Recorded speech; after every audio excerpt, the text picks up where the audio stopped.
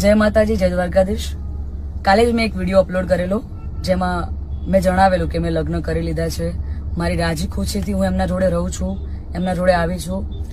છતાં પણ અમુક લોકોએ સોશિયલ મીડિયામાં વિરોધ કરવાનું ચાલુ કર્યું છે, ધમકીઓ આપવાનું ચાલુ કર્યું છે, મારી નાખીશું, ઉપાડી જઈશું. બરાબર?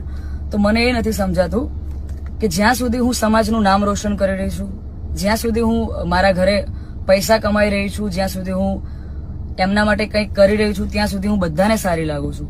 જ્યારે મેં મારી લાઈફ માટે એક ડિસિઝન લીધું છે એમાં હું ખોટી થઈ જાઉં છું, ખરાબ થઈ જાઉં છું. બરાબર?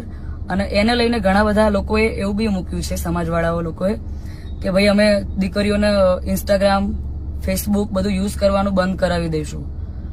તો આ નિયમ ફક્ત દીકરીઓ માટે કેમ છે મને એ નથી સમજાતું.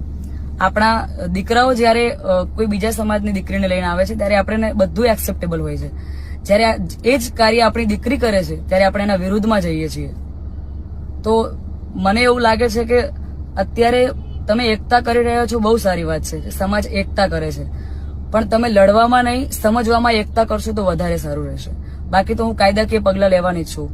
અને આ બાબતે હું આપણા વિધાનસભાના અધ્યક્ષ શ્રી શંકરભાઈ ચૌધરીને વિનંતી કરું છું અને આપણા ગૃહમંત્રી શ્રી હર્ષભાઈ સંઘવીને પણ વિનંતી કરું છું કે મને આમાં સપોર્ટ કરે. અને બાકી તો આપણે કાયદાકીય રીતે લડવાની તૈયારીમાં છીએ. અને મારા સમાજને એક પ્રેમથી મારી આ રિક્વેસ્ટ હતી કે હું સમાજની દીકરી છું અને મેં જે કંઈ પણ પગલું લીધું છે એ મારી પર્સનલ લાઈફ છે, મારી પોતાની ચોઈસ છે. તો એના પર કોઈ સવાલ કે કોઈ કમેન્ટ્સ કરવાનો કોઈને અધિકાર નથી. જય માતાજી, જય દ્વારકાધીશ.